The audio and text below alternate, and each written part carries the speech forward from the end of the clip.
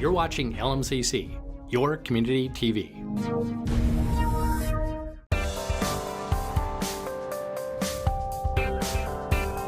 It has always been the plans that this first phase of the project would bleed a little bit into this year.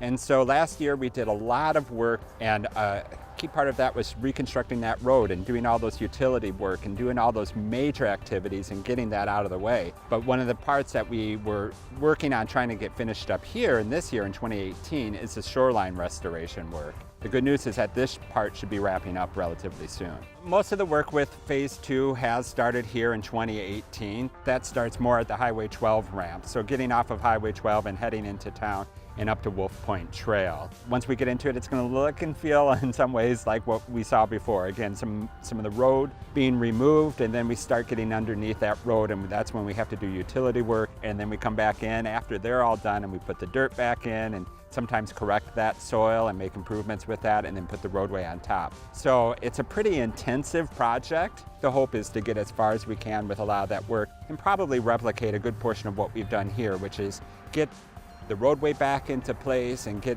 a lot of the major work done so that people can drive on this all through the winter, and then we can come back and we can do anything that we need to do to finalize and let people fully enjoy all of the improvements that we've made in these two stages. One of the clearest things that you can see is that we've reconstructed the entire roadway, and now we have it in the new configuration, which is one lane in each direction with the center shared turn lane. And you see that we're just starting to get into these very final touches like placing the sod down. So really kind of bringing this all to a close. Where we're at right now with Phase 3 is in some of that initial design work and starting to get into more of the details.